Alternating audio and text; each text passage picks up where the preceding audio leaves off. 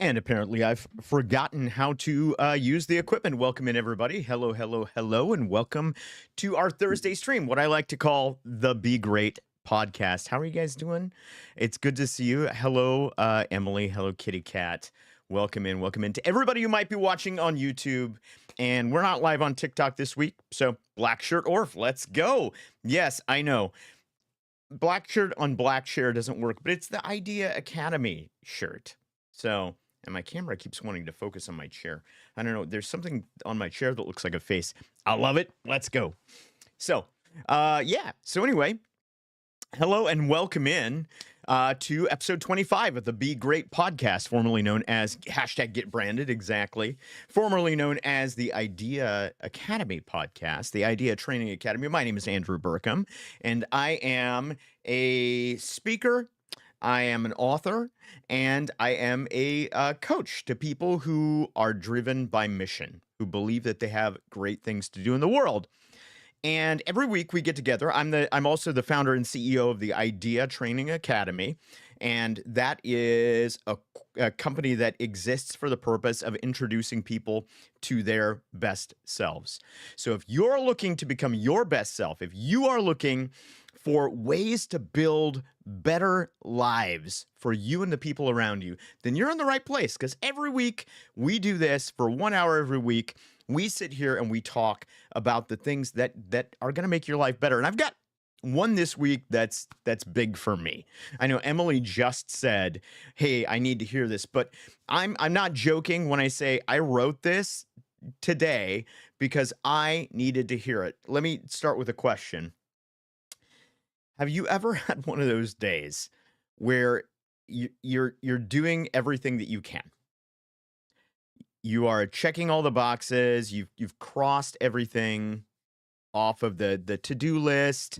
Like, you're showing up for everybody. But deep down, you still feel the only way I can describe it is heavy. You still feel heavy. Like you're dragging something invisible behind you. Have you ever had one? Yes? Okay, good. I'm glad that's resonating. Um, because I do. And I think that when we have these days, the first thing that we go to is absolutely, okay, good, good. I'm glad that I'm not the only one. But hear me out, because I think that when we have these days, the first thing we go to is maybe that we're doing too much.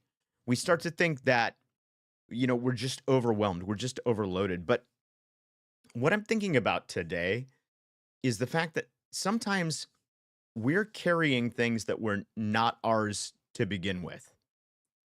And I've had some conversations over the last couple of weeks that have made me really examine that. The things that we carry with us that aren't really ours to carry. So today I want to talk about why we're so tired.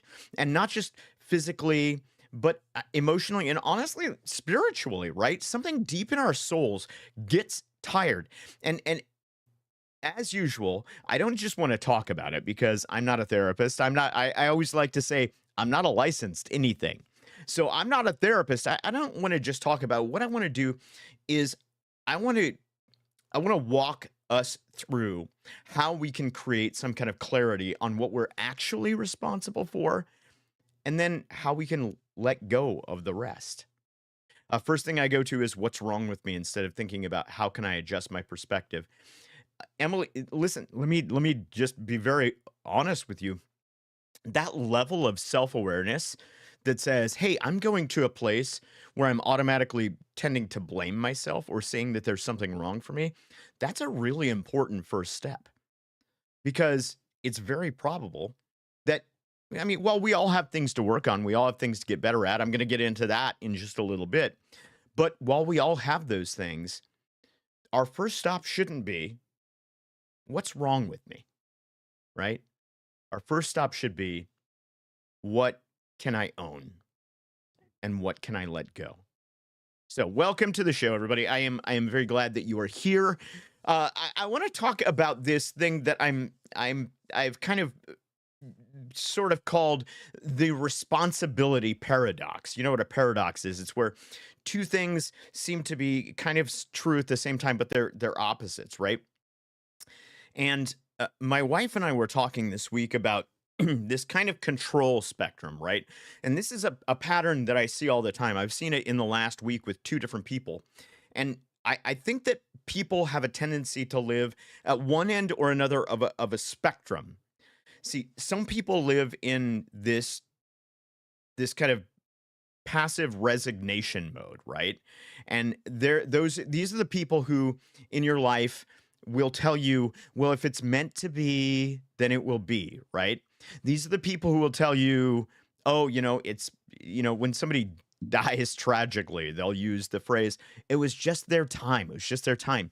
These are the people who will say, well, if the universe wants it, right? Or maybe, maybe if they're religious, they'll say, well, if it's the will of God, right, then it's going to happen. But if they're not religious, they'll just use God by a different name, and they'll say, oh, it's just the universe. If the universe wants it, then it is. Like my coach told me, control what you can. That's exactly right. Control what you can. That's good coaching, Emily. I like that. So that's the one end of the spectrum is people who are just like, well, if it's going to be, it's going to be, right? All I can do is go along for the ride. And then there's other people who live in this kind of hyper control mode. And these people feel like they if they don't do it all, it won't get done. Do you know these people? Are you one of these people? You might be one of these people. You feel like if I don't do it all, it won't get done. And so they're like holding on, like when you're on that roller coaster and you're holding on, and it's called white knuckles because you get the white knuckles. These are people who are just white knuckling their way through life. But this week, what I was thinking about was that these two things have chat. Guess what? What is it? Cough drops. What is it? These two things have something that is in common, and it is this, and this is it's weird to say. Well, happy birthday, cough drops. Happy birthday to you, my friend. Everybody in chat, give your daily cough drops a little happy birthday love. That's awesome. So glad you joined us on your birthday. That's super cool. We're talking about this paradox, right? These two ideas. Some people who are just kind of resigned to let the universe do what it's going to do to them, and other people who feel like they just have to control everything around them. But the thing that surprised me when I thought about it was that these two approaches, even though they're like super far ends of that spectrum, right, is that what they have in common, what puts them on a spectrum, is that they both come from powerlessness. They both come from this sense that I don't have control over anything.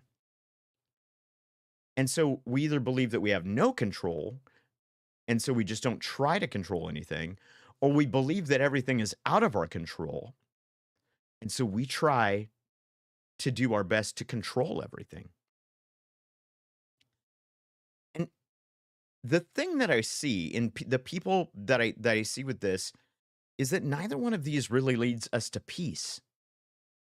There's they just lead to this sort of unhealthy tension, and I believe there are healthy tensions in the universe, but both of these lead to this sort of unhealthy tension where you're always fighting against the way that things are trying to move.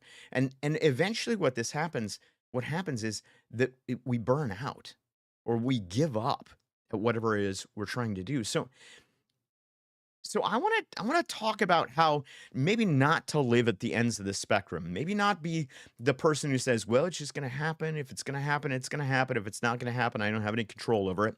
And then also not to be the person who says, "Well, I'm going to do everything that I can to make everything happen," right? As if the weight of the entire world is on my shoulders. So I want to start with the question. And the question that I want you to start with is this one. What's really mine to carry?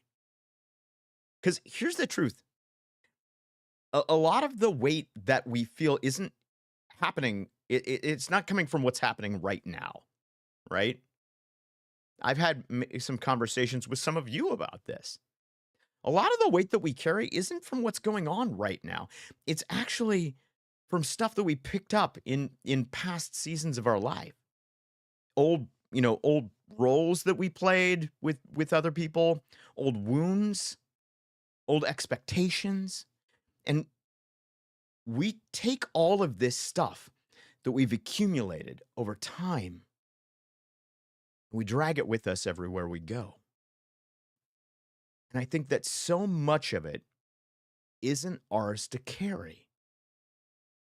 And we need a way to determine the difference. So here's a little framework I've been working on just to help you with a little reset. Um, the first thing, right? The first step is to identify what you can and cannot control. So if you any of you have ever been in a coaching session with me at all, and some of you have, you know that one of the first things I'm always going to tell you to focus on is what can I control? Not what's out of my control, but what can I control? You can imagine your life. The metaphor that I thought of this morning was it's like a backpack. You just imagine that your life is kind of like a backpack. And in this backpack, some things in it are tools, right? There are things that you need. There are things that help you move forward. But some things are not tools. They're just weight. In my book, which is called Be Great, which is coming out in December of this year, in Be Great, there's a part of the book where I talk about my dad. And I love my dad. My dad's amazing. He's a super cool guy. Love this man to death. But the one thing about my dad that I talk about in this book is that my dad loves the idea of the worst case scenario. He loves the idea of what's the worst that could happen, right? And we've made fun of him for years about this. He collected all those. There used to be a whole series of like worst case scenario books, and he collected all those. I think we even gave him a board game one year that was branded that way with the worst case scenario. And that was, that was just his thing for years. And one of the things that he would do is he always used to have these emergency rain ponchos. Do you know what these things are? They're these plastic rain ponchos that you can fold up real small, and you can put them into, you can tuck them in a pocket or a purse or a pouch or whatever you have. And he would carry these things all over the place. And the thing is, the metaphor that I use is if you're carrying around an umbrella all the time because it might rain, then on the day that it rains, you're going to be set. It's going to be awesome. But how many days that it's not raining are you just going to be carrying something around that's not serving a purpose and is taking up space? And even though that little rain poncho that my dad had, even though it didn't take up much space, how do we know that it's not edging something else out that we actually might need? So the big picture here is to determine what in the backpack is a tool that we're actually going to need to work through the things that are important for us and what things are just holding us down. I was reading in the Bible this morning from Hebrews 12, Hebrews 12:1, and there's this verse, and if spirituality is not your thing, just hang in because there's a tie here. Because I love what this says. In Hebrews 12:1, it says, "Let us throw off everything that hinders and the sin that so easily entangles and run with perseverance the race that's marked out for us." Now, there's a couple things that I want you to recognize here, right? The couple of things that I want you to recognize are, first of all, that there's a race that's marked out for you. This verse it's not telling you to run somebody else's race. It's not telling you to run from something. It's suggesting that you personally have something that's marked out for you. And I believe that. I believe that it may not be descriptive. I'm not a big believer that everybody's got one thing that they're destined to do or one impact that they're destined to make. It may not be that. But I believe that you were born and you have acquired certain skills and talents and gifts and relationships and networks. And all of these things are leading you towards something great.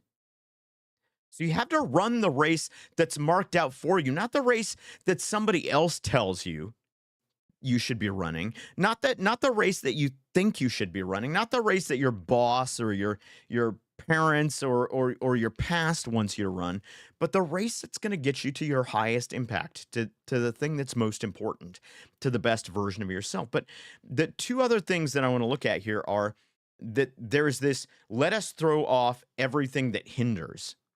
And the word here that's everything that hinders, the word is, it's a Greek word that's called, it's ogkos. And this word means, it just means bulk. It means stuff that slows you down. The word, in fact, was used for tumors, right? It's just stuff. It's not stuff that's of any value. It's just stuff that we're carrying. Because why? Because we don't know. So all of that stuff that slows you down, and you might be carrying things, you might even be carrying things that aren't bad. They're just heavy and they're not helping you run.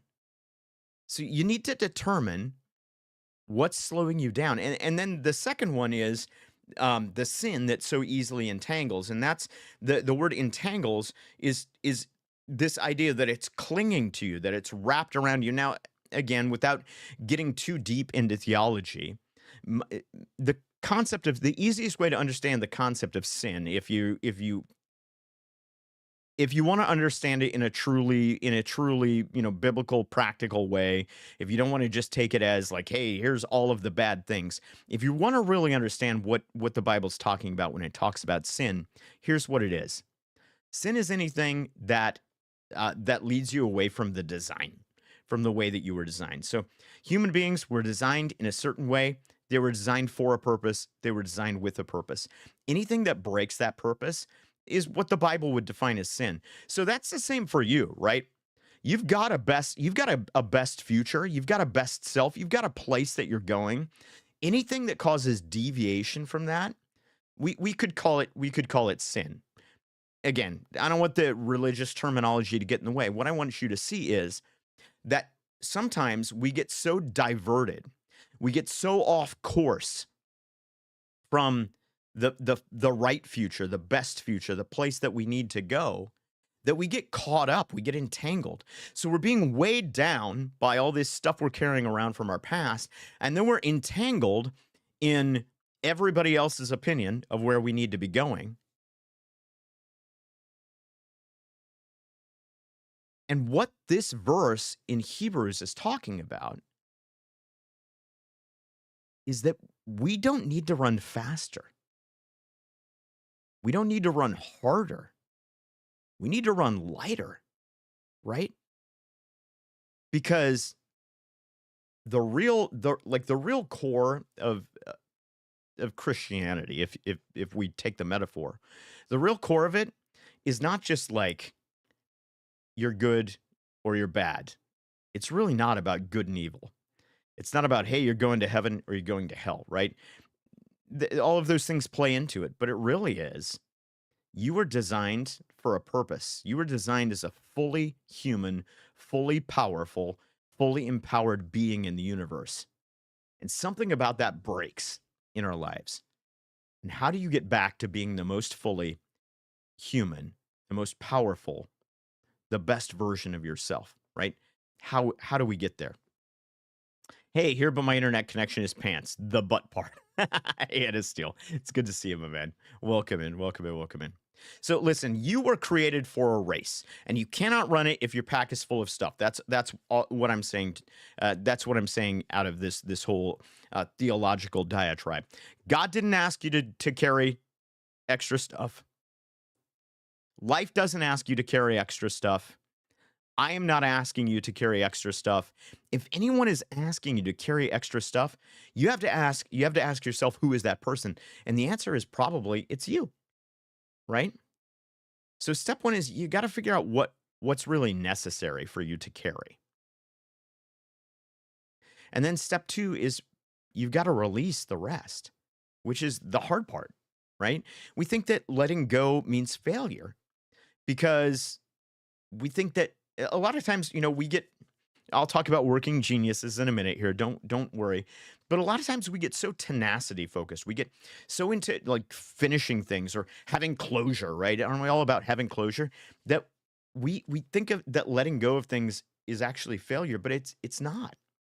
It actually is its own version of closure. It it's clarity, it's maturity. It's saying I don't have to live in that place anymore. There's a better place that is without that. They call it baggage for a reason. You got it, Steele. You got it 100%. And I also want to specify that letting go doesn't mean pretending that it didn't happen, right? Because the bad stuff that happened, it happened 100%. It happened.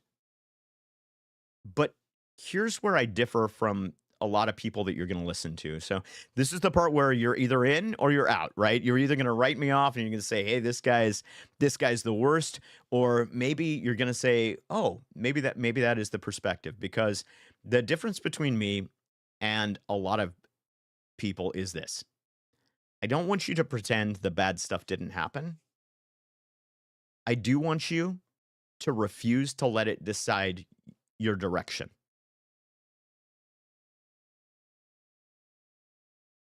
I want you to know that the stuff that you went through, it was real and it was painful and it might still be painful. There might be still aftershocks. You might still deal with things, but I want you to know that your ability to create a better future is not in the hands of the people who hurt you. It's not in the hands of the people who are toxic to you. It's not in the hands of the people who abused you. It's not in the hands of the people who want to tell you who you are. It's not in the hands of the people who want to hate on you or want to drag you down. Your future, your direction is in your hands. Say it louder for those in the back. Exactly. You're you're in control. You have the ability to decide. So yeah, the bad stuff happened, but no, it's not your future. It's your past. And we call it that for a reason because it's not here now. And maybe it is time for us to drop some of that. Maybe it's time to drop that guilt that we've been rehearsing. Don't you do that? Don't you have that moment where you replay things over and over and over in your head? I am still replaying a moment from yeah, sometimes I'm working on it, but sometimes I still replay a moment from the 5th literally from the 5th grade where I said something dumb and I got called out on it and I was really embarrassed, right? Because it was important for me to say the right thing. Like when I was growing up, it was important for me to be the person who was right, to be the person who was smart. Obviously, those of you who know me well know that I've given the smart part up. Uh, but it was really important for me. And so sometimes I rehearse that moment of guilt, that moment of shame. So riddle me this. How is the past supposed to define us, but we also aren't our past? Or am I wrong for using that analogy? So, Emily, what I would say is that our past doesn't define us. That's not to say that it doesn't affect us, right? So your past doesn't define you unless you let it define you, which we do, right? I like just what I was talking about. You know, if I take that moment from 5th grade where I said something stupid and I just go, "You know what? I'm stupid." Then that's letting my past define me or to take it to a less trivial place, right? I've told a lot of you that a lot of my life I felt like I was lazy because I'm just really bad at getting things done. Sometimes I'm bad at follow up and I have to work really hard at all of that stuff. And so the past me said, "Hey, you're lazy." Or another example, I talked about how I got fired from my first leadership job when I was in my early 20s. And I was told when I was fired, I was told to my face, "You don't have what it takes to be a leader." And if I let those moments define me, then I'm I'm allowing those moments and those people who spoke into those moments to tell me who I am, right? But if I take those moments and I say, those are things that happened to me. Those are events that I was present for. Yeah, there are events that in some cases I participated in. I made the wrong decision. I made the wrong call. I violated, what should have been my character. My judgment was bad. But I can say that is not who I am, and it is not who I will become. I will not allow them to define me, right? So it's not that the past defines us, it's that it happens to us. It's a part of us, but it's not the only part. And the part that I want to focus on is the part that moves forward. So I want you to start dropping that guilt that you're rehearsing. I want you to drop the identity that somebody else gave you. What are you carrying around that somebody else has told you you are, right? When I was growing up, one thing, you know what? I will even use. I was listening to a parent talk to their child, uh, teenage kid, older kid, and the kid was upset because they didn't get something, at school, like they didn't get some kind of not an award, but some kind of recognition that they should have gotten. And I listened to the parent, and the parent said was telling this person, "That's really arrogant. You're really arrogant because to think that you deserve that." And all I could think was, you're labeling this kid, and you're telling that kid what their identity is. You're not teaching them a lesson about character. You're actually telling them what their identity is. So maybe it's time for you to let go of the identity that somebody else gave you because they don't have the right to do it, right? They can call you out on your behavior, right? I can tell you, hey, you're behaving in a way that doesn't seem consistent with your character, or you're behaving in a way that violates what the community expects of you, or you're behaving in a way that I don't like, right? I can tell you those things, but what I can't tell you is who you are.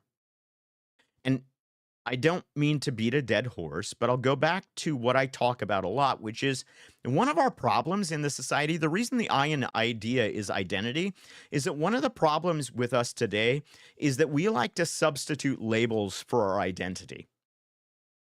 We like to call ourselves things. We like to slap on diagnoses. We're really diagnosis heavy in this society right now. So we like to slap diagnoses on ourselves instead of really working to figure out who we are.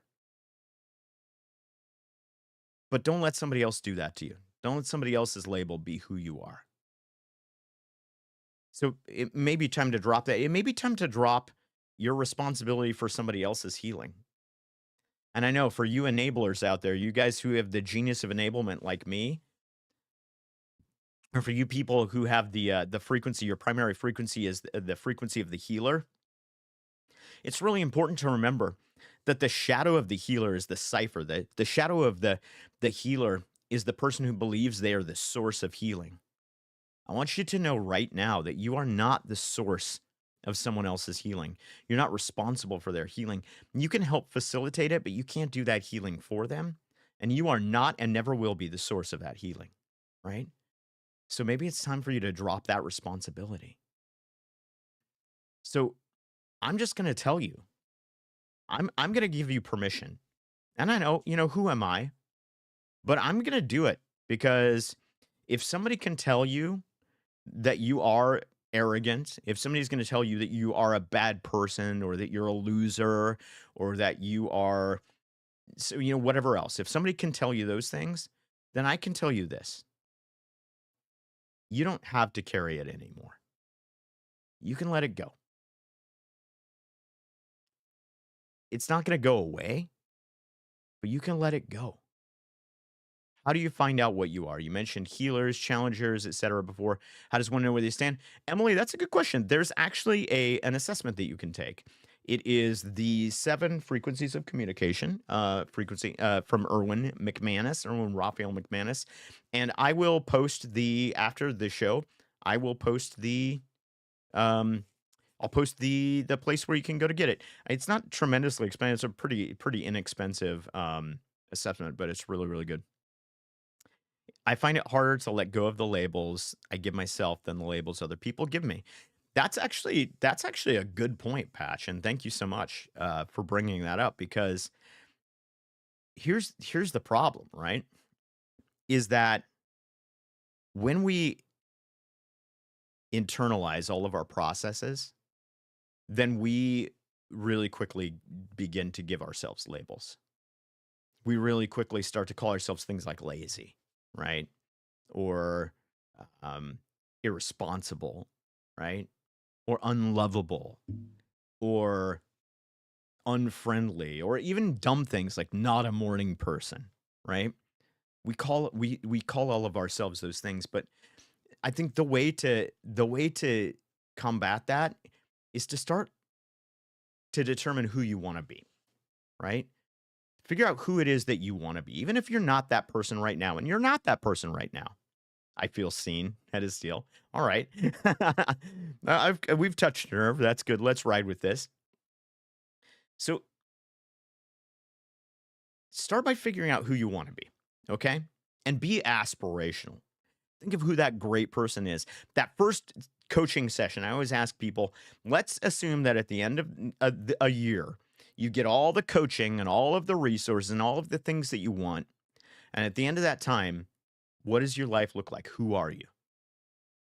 So figure that. I've totally had to review all my I am statements and it's hard. And that's it. And so that's what it is. And so you'll look at that future better version of yourself and you say, that's who, what is that person? That person is responsible. That person is disciplined. That person is healthy. Whatever it is, right? You go down the list. And then you start to relabel yourself. And I would even write these down someplace and maybe even stick them up on the mirror, right? I have a life verse written on my mirror. That's Jeremiah 29.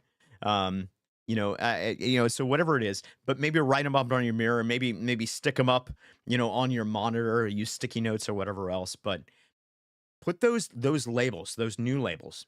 Start to reprogram yourself. Your brain can be rewired. Brains are crazy. It's really easy to ride with the wiring we've got, but you can rewire it. So let go of that stuff. Don't carry it anymore. Start to relabel yourself. Start to tell yourself who you are in light of who you're going to be, right? And then the third step in this, so we went through the kind of the first two steps of my little framework, right? Which, to recap, are identify what you can and cannot control, number one. Number two was practice releasing the rest. And then number three is it kind of makes sense, right? Take action on what is yours. Because once your hands are free of all of that stuff, and I know that's a process, right? It's not all going to go at once, but once your hands are free of that stuff, then you can finally grab the things that actually do matter. So what is yours to carry? What is really yours? I'll tell you. Your character. That's yours to carry. Who you really are, that identity, that's yours to carry. Your choices are yours to carry. So the decisions you make and the actions you take, those are yours to carry. Your assignment, right? Your mission, that's yours to carry. That is yours. It has been safeguarded to you. It is your responsibility. Your response to other people is yours to carry. Those things are yours. The rest is not yours. Can you elaborate on what is yours? Oh, sorry. So yeah, so the things that are yours are your character, your choices, your mission, and your response. Those four things. Everything else is not yours to carry. You know what? Here's the thing. Even the effects of some of the things that you've done in the past, they're not yours to carry. And I'm not saying that you should absolve yourself of guilt completely over those things, because we need there's a healthy level of guilt, right? That says I did bad stuff. I did stuff that I'm not proud of. It's okay to like have that, because we need that tension to keep us from doing bad stuff again. But if you've progressed past that, if you've progressed out of it, then let it just be at that tension. Don't let it be defining, right? Unless that definition is, I'm going to be better than that. Because once you know the difference between what is yours to carry and what isn't yours to carry, then you can stop wasting your energy and you can start moving forward and moving forward with purpose. Now, it wouldn't be appropriate if I didn't somehow connect all of this back to the IDEA framework, IDEA, right? That's the framework. That's my core framework. It's what I go on. It's what I teach. It's what I coach. And so I'm gonna tie this back for you. So we're going to start with the I, which is identity. And I've talked a lot about this already, but this is really where everything starts, right? You need to know who you are. And I want to reiterate, not who people expect you to be, not who people tell you you are. You need to know who you really are.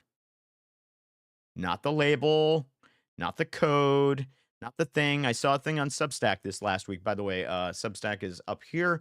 Please follow and read my Substack. It's more of this, but weekly. And you get it in either audio form if you prefer to listen to me, or if you prefer to read, it's in readable form as well. But I saw a post on Substack this last week, and this person was like, "Oh, I'm getting started, and I am, just somebody who is a a neurodivergent author who is this, and I thought, man, again, this is no knock about like recognizing your neurodivergence. Heaven knows, I've had plenty of that in my life, but why are we so apt to open with our labels? Why am I so apt to tell you how I'm labeled, right? It just it seems like we're substituting the label for who we really are, right? So you got to know who you are. You got to not substitute a label. And you've got to separate that from who someone else wants you to be. And then the D in IDEA is disciplines. And these are your daily tools, right? They're the things that help you keep your pack light. You create disciplines to help you keep the things in the backpack, the right things in the backpack. Your disciplines are the tools that you use. So your daily, your whatever your rituals are. For me, there's an extensive morning ritual, right? Your time of meditation or mindfulness that you're using, maybe your time of spiritual awareness, right? Your time of physical, workout, because we're whole bodied, we're complete creatures. We're mind, body, and soul. We have to feed all of those things. Your diet, right? All of those things. So your disciplines, those are the things that help you keep yourself pointed in the right direction. Those are the tools you need in your backpack. And then execution, right, which is the E, and this is the focused movement, right? This is acting on what's actually yours. So it's the action is execution. And then accountability, right? The A is accountability, which is alignment. And that's staying true to the person you become. And we need other people to help us stay true to that. And we need to build ways to keep ourselves true to that inside. But we also need help from other people because you weren't made to carry everything. You were made to carry, I believe, you were made to carry what God actually put in your hands. Now, if you don't want to bring God into it, that's okay. You can still say, I was made to carry what's going to take me to my best future. Excuse me. Because that's the evolutionary imperative, if you want to take it that way. The evolutionary imperative isn't just to survive. For humans, it's to do better than survival. It's to create a better level of survival. I'm going to catch up because I see a thick chat here. I think I felt like I had to carry so much because the people I would pour into, I felt connected so much that when they messed up, I instead felt we messed up. I've been working on not attaching myself to people's mistakes, big or small, and not feeling like I have to carry the burden of their mistakes, if that makes sense. I think that has been the hardest discipline that I'm still actively teaching myself. Again, back to that ground rule of control what I can and let go of what I can't. Emily, you've got it exactly right. You're 100% right. And you may not feel like you're there, and you probably aren't, right? I mean, let's be honest. I'm not there every day. And I talk about that. I mean, I talk to you guys about this once a week, but I mean, I talk about this all the time. This is, you can ask my wife and my kids, this stuff is all I talk about. And I still fall short. I still have to work on that daily discipline. Just the same way I got to go get on the stupid treadmill, right? Every day. I got to work so hard at not connecting myself to other people's stuff. And that's that thing inside us that says when we're close to somebody that, we become attached to all of their things. And, I'm going to tell you, right? I don't know. I hope everyone in your life is telling you, but I'm going to tell you that while we always can learn lessons from the bad stuff, right? The bad stuff that we make happen, the bad stuff that happens to us, or the bad stuff that we just happen to be there for. While we can always learn from that, the only way forward is to understand that it's not part of who we are, right? Even the bad stuff that you did, it doesn't have to be part of who you are. You can move on from it. And I know we live in a super cancely culture and there's a degree to which, right, we got to hold people accountable for things. A is accountability after all. I get it.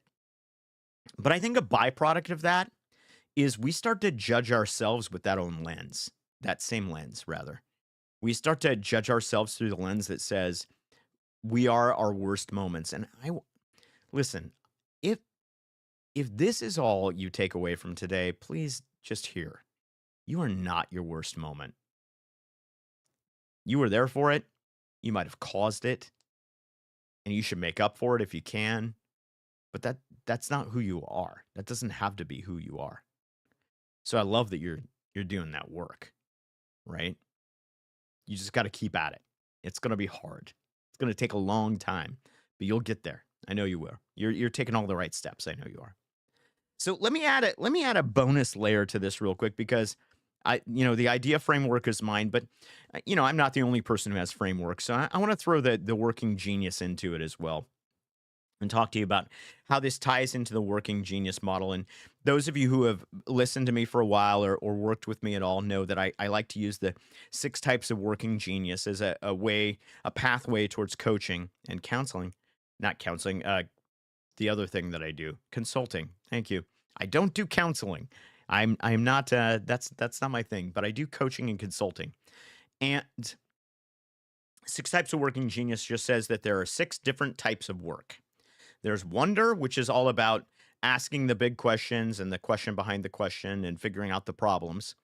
There's invention, which is all about solving the problems, right? Coming up with creative solutions. There's discernment, which is all about recognizing patterns and evaluating those solutions and really making sure that they're perfected. There is galvanizing, which is about rallying people around and getting them directed. There is enablement, which is about coming alongside people and helping them and encouraging them. And there's tenacity, which is getting things done, getting things over the finish line. So there's all 6 of those working geniuses. And the way they kind of layer into this, excuse me, water. The way they kind of layer into this is you can employ those geniuses in order to kind of walk your way through. So the genius of wonder, which is the questioning genius, it helps us pause and look at things from a very, very high level. And so one of the reasons that we get down on ourselves or we get really attached to situations that we shouldn't, or we have a hard time letting go, is because we're looking at everything from ground level. You know that old saying, you can't see the forest for the trees, right? If you're in the middle of a dense forest, all you're seeing is trees. But if you're in an airplane flying above it, you look down and you have perspective. So the genius of wonder is the one that we need to employ when we feel like we're stuck down in the weeds. Hey, Alcazar, how are you doing? Welcome in. So when you do feel that, stop and ask, what's really going on here? See how far you can zoom out. See how small you can see the problem. And see if you could figure out the details from that high level. And the discernment genius, the genius of discernment, helps give you clarity. right? It helps you go. So the question you're going to ask here is, what's worth my energy? Of all of these things that I'm feeling or thinking or seeing or experiencing, what's actually worth my energy and what's not? And then enablement and tenacity, right, which are the low level geniuses that help us implement things. Those help us move forward on what really matters, not just what feels urgent. And the reason I bring enablement into that is because I do want you to know, as much as you own your character, you own your choices, you own your decisions, you own your identity. As much as you own those things, nothing great happens without other people. There's no great achievement that's ever happened that wasn't done for other people. Because if you achieve great things only for yourself, it's gone with you and no one will ever talk about it.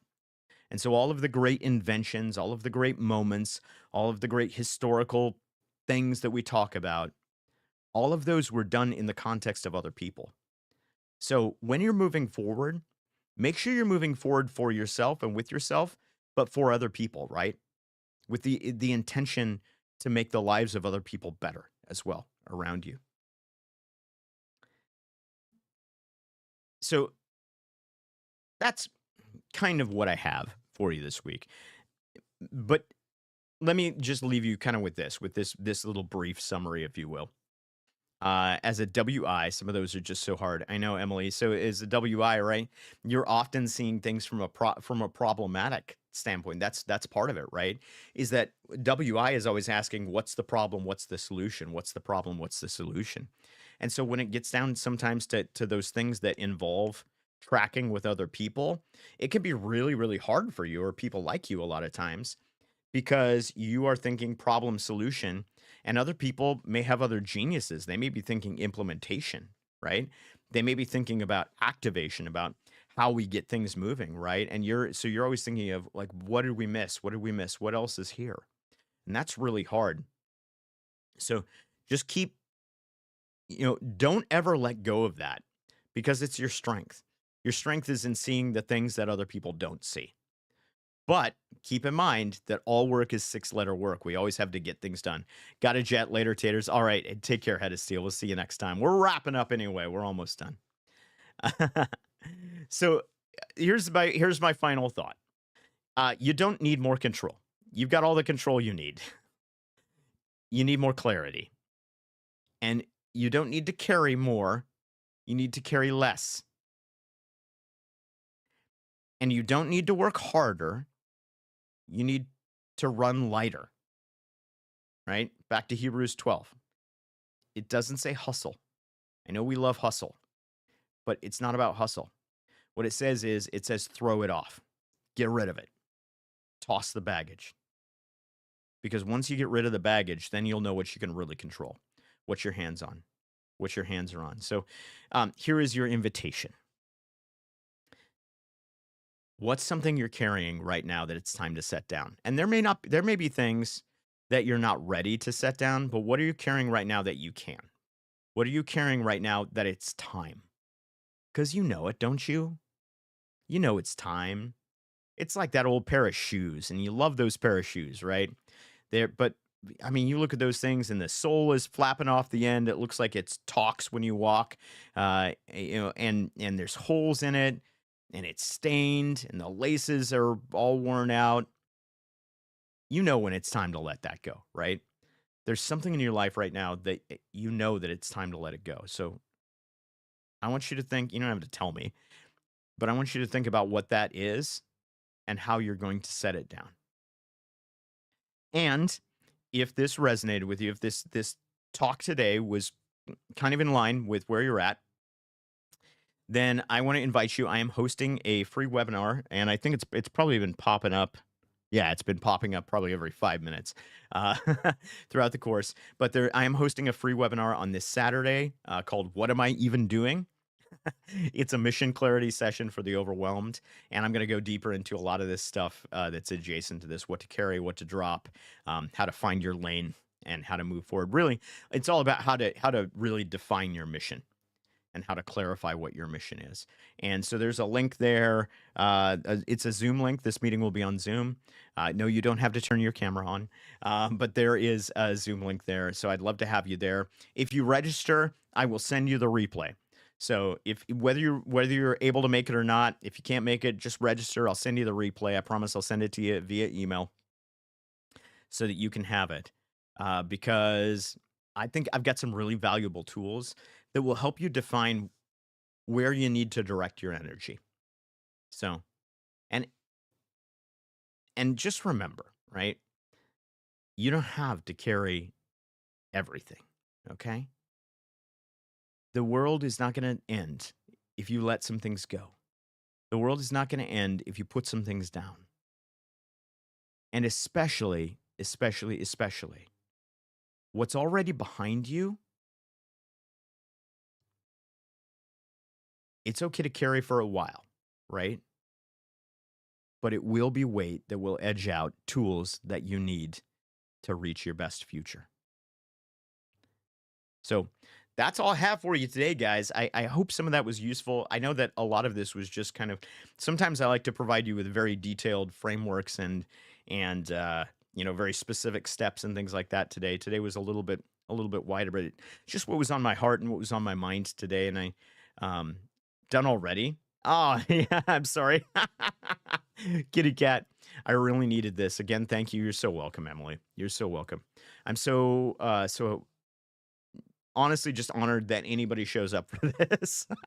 Yeah, I know it's kind of a vanity thing, but these are the things that are on my heart, and I just want you to know them so badly. I just want you to know that there's somebody in your corner. There's always somebody in your corner. And that even when it feels like, here, I'll tell you a dumb thing. Like for me, I grew up watching Mr. Rogers, and Fred Rogers. He's one of my heroes, and he's one of the people that I feel like, even though I never knew him personally, he's one of those people that I feel like have been formative in shaping the person that I am. And the thing that I loved about that guy is that I want to be is that he was always in your corner, whoever you were, and whatever you'd done, and kind of wherever you were, he was the guy that was there for you. He was there in your corner, and so I just want to be that for people. I want you to know that that I'm here, here for you. I'm cheering you on, even when I'm not on camera, even when we're not talking. But I do. I think about you, and I pray for you. I hope that's okay. And you are in my heart, even if I don't know you yet. You're in my heart, and so thank you so much. Ben, I wanted to tell you that video you sent me about family issues I sent to my sister and my mom. My mom did too. It's a blessing to have an in your corner person. So good. So good, so good, so good. All right, my friends. Well, listen, then I will leave you as I leave you every week. It's an honor and a pleasure to be here with you each and every week. Thank you for showing up. And just remember, your future is bigger than you can possibly imagine. And there is a moment of greatness that is just waiting for you. But it's not going to come for you. You have to pursue that moment. So get out there, toss that stuff out of the backpack that you don't need to carry, and be great. I'll see you next time.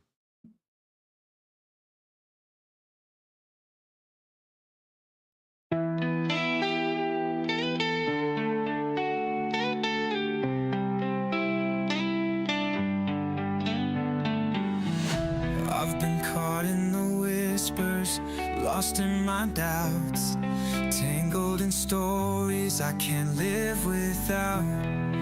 But there's a fire, it's burning inside, calling me forward, I can't run and hide. It's not about perfection, it's about the climb, breaking through the limits, one step at a time. With every breath, I'm closer to the dream, a life that's bold, a heart that gleams. Be great, stand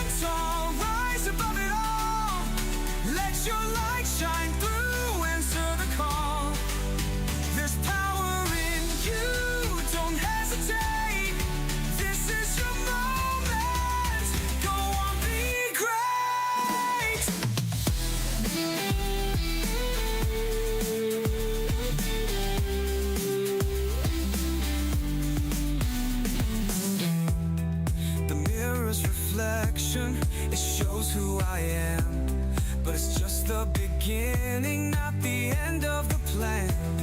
Through trials and heartache, I've learned how to fight to shape my tomorrow. I start with tonight.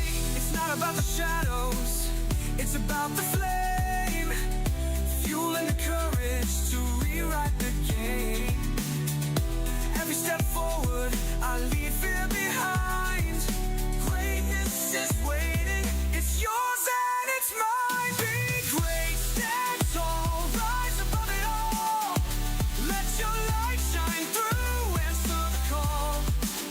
There's power in you, don't hesitate.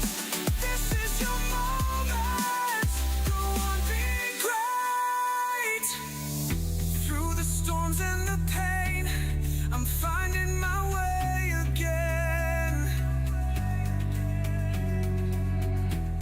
With purpose, with heart, I'll never fall apart. It's the journey, not just the end, a story that begins again. I'll build it, I'll create a life that resonates.